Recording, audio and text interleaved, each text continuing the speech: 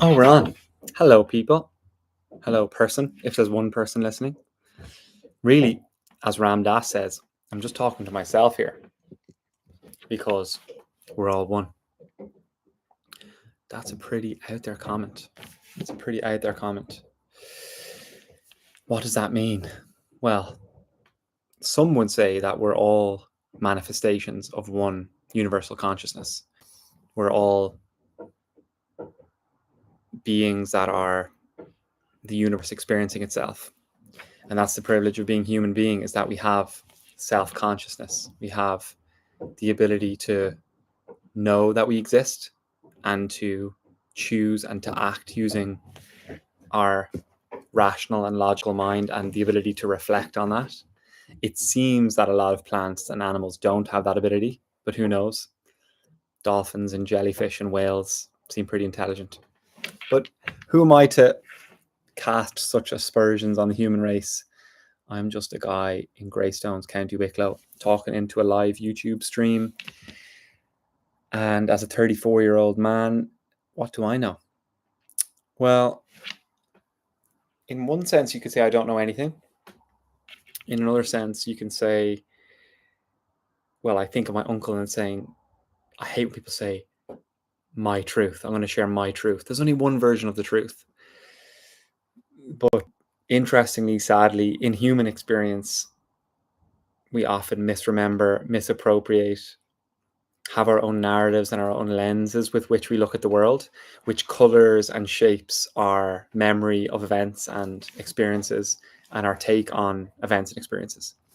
So I say that in one of my poems. It's only in the removal of our learned lenses where reality cleanses.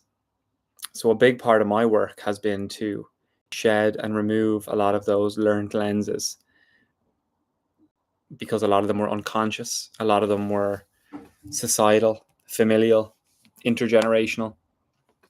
And I'm still in that process. I think us coming into our authentic selves is a constant unfolding process. And that's part of the joy and the mystery of being a human being, is no 2 days are the same, no 2 moments are the same, and no 2 conversations are the same, even though sometimes they may feel like it. And so why am I talking to you? Why am I looking at the camera and speaking to you? Well, I'm very inspired by a friend of mine who I mentioned in my last video, David Boland, who makes YouTube videos and has a successful YouTube channel. What is success? He has lots of followers. He makes lots of money. He lives very authentically through his videos. And I'm very inspired. And I love the ease with which he creates videos. So my intention is to do the same. And I was just having lunch with him and he was going to go to make his video. So I decided I'm going to make mine. So what are we going to talk about today? Well, my technique in the last video and this video has been go live, press record, and see what comes up. And that's vulnerable and affronting. It's also part of my practice in showing up as my authentic self. I also have an aversion to preparation sometimes. I'm currently rehearsing for a musical in 4 weeks' time, and learning the lines was a massive challenge. And what I've kind of done to trick my mind is I'm the MC of the show. So I've learned the gist of the lines and I've learned what it is that I'm trying to get across and the main words and the main points that I need to hit. And then I allow myself some grace in working around that and using those words in a way that feels authentic in the moment.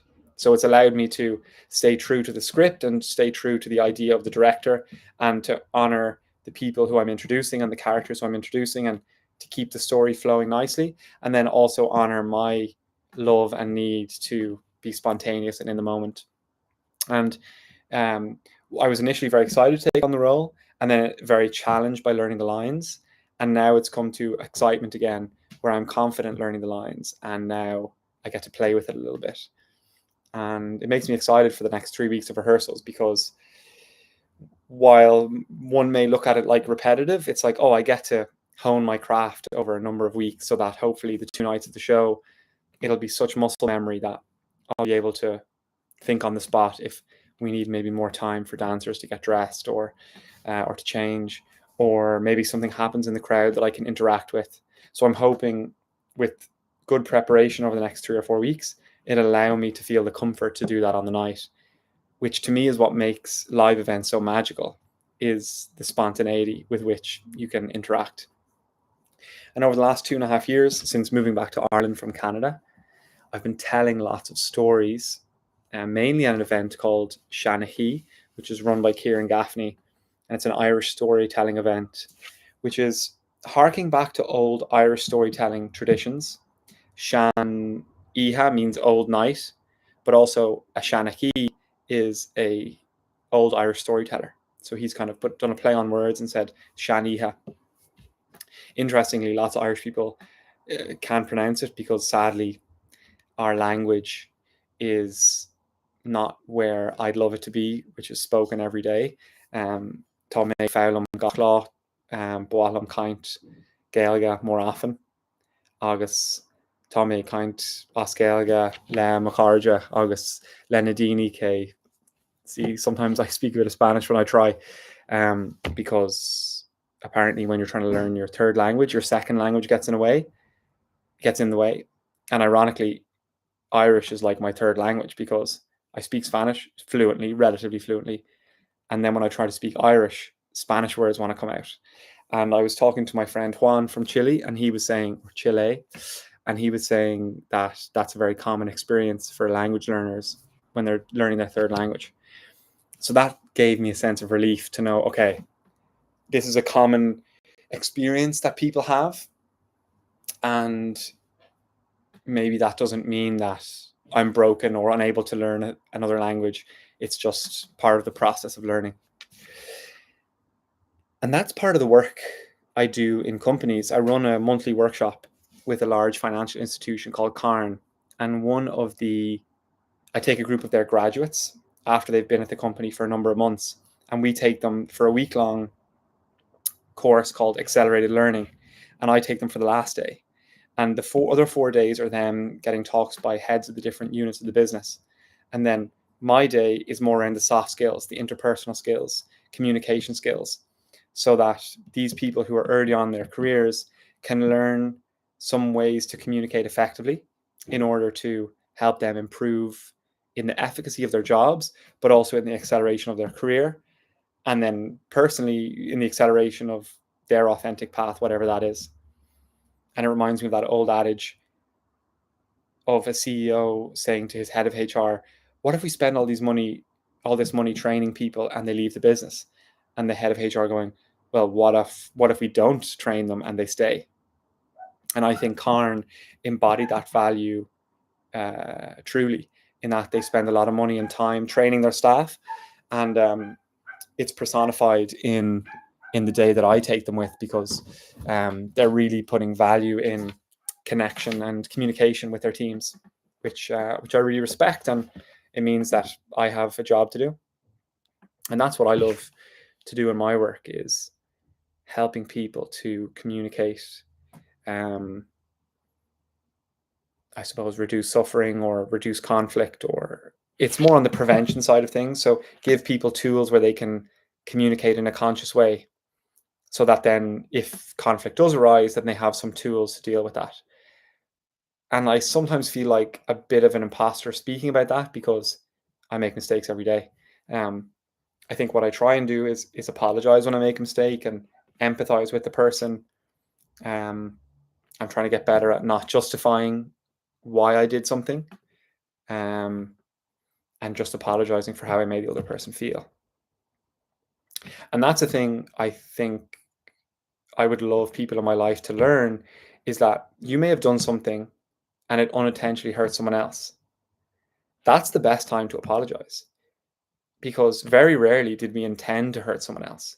And so some people in my life think that the only time where they should apologize is when they intended to hurt someone, not when they unintentionally hurt someone. But if that was the only time we apologized, I think we would very seldom apologize. Maybe that's why there's apologies don't seem that prevalent in the world at times, because I think the best time to apologize is when you didn't intend to hurt someone's feelings. And it happened to me recently where I said something and it made someone feel a certain way. And then I had to say, well, look, I'm sorry that what I said and how I said it made you feel this way. That wasn't my intention. And I apologize. And I'm learning that too. And I'm also learning that when someone says comments on my behavior, it's not a slight on me as a person. It's a comment on my behavior. And it's an opportunity for me to learn and adjust my behavior in the future. I used to take pieces of feedback like that about me or my behavior very personally and think that I was a bad person or think that I was inadequate or broken or somehow nefarious. And what I'm learning is from a previous relationship actually is if someone says something about my behavior, it's not necessarily a slight on me as a person. Sometimes it's actually a want for them to deepen the relationship because they want to call out the behavior so that it can change in the future. So there's a lot there. There's some conversational topics around emotional intelligence, around behavior change, around apologies. I suppose that's what I'm passionate about, especially at the moment, is using my skills that I've learned as a coach and as a team facilitator and as a yoga and meditation teacher to intertwine that into allowing myself to become more conscious and bringing that consciousness into my life, holding boundaries, creating safe spaces, reducing judgment. And judgment comes up for me all the time. And it's a practice to release judgment of people or of people's behavior. And hopefully, it'll make a positive impact on the world. And I've had a few examples over the last number of weeks and months where I've seen my behavior and how I show up impact the people around me, even impact the people who I gravitate towards or who gravitate towards me. And in this past year, there's been a lot of realizations and shedding of spending time in certain relationships and spending more time in other relationships where I feel I can serve and they serve me, where I feel safe to be myself, warts and all, pain and all, joy and all, where I'm supported and also called out for behavior that's not acceptable. And so that's a constant learning process. Just fixing me hair. And there are some of the themes I'd like to talk about on this channel. It started out as a travel blog when I was living in Kathmandu, Nepal, working with the charity in Draini. And there's some spoken word poetry on here. And I think a small vision I have about the channel now is an amalgamation of all those things. Spoken word poetry, storytelling, coaching, yoga and meditation, my own spiritual journey, which sometimes can sound a bit off-putting or maybe egotistical, maybe pedestalizing, or it can even sound a bit alienating. But really what I mean by spiritual journey is trying to live a life in accordance with my values and trying to mold and shape my values to a life that is meaningful to me and worthwhile. And that's been a process with lots of mistakes, lots of tumbles and fumbles and lessons along the way. And I hope this YouTube channel can maybe give someone a new perspective, more context for their own behavior. Maybe alleviate some suffering, maybe give a few laughs, be a creative outlet for me as well. I've had a podcast in the past with my dad. I have a poetry website. So I have lots of creative outlets, and a friend and a client recommended to set up a YouTube channel, and it kind of landed with me deeply. That's how I started our podcast, the Essential Training Podcast. Was I was at a wedding and I was doing an MC for my friend's wedding, and a guy came up to me, and he was from Tala and he runs a gym, and he goes, "Geez, man, that was fucking brilliant. You should start a podcast." And I kind of thought, oh wow, if somebody from that part of Dublin can listen to me, because I have a South Dublin accent, a D4 accent, which I know can be grating for some people's ears. If he can listen to me and take on what I'm saying, well, maybe there's something here in how I communicate and the words that I use and my message that might resonate for people. So thank you very much. I don't remember your name, but thank you for that. And thank you, Paul, for your inspiration to start this channel. I had an idea when I mentioned my poem earlier to maybe close out this video with the poem. And it's the poem with the line, "Reality cleanses when we remove our learnt lenses." And sometimes I write things and I don't exactly know where it comes from, or I don't exactly know the exact meaning. And often when I read back on it years later, it hits me differently. It's almost like the poem's not mine anymore. And then I get to read it like a reader, and then I get to take the lessons from it. So there's an evolution even after the creation of the poems, which I really like. And I love listening. I'm a very audio learner and oral learner. So I usually write my poems to be performed rather than to be read. Although I do have 3 books on Amazon, but that's more, I wanted like a living, breathing thing, like something to hold, like on paper, because sometimes videos and audio can feel a bit ethereal. So this is a poem that I'll leave you with.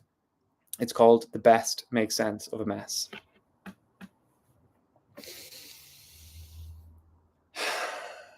And I wrote this poem because people would ask me, what's spoken word poetry? And then I thought, well, I'll write a poem that explains it and explains what it means to me. So here it goes. This is "The Best Makes Sense of a Mess."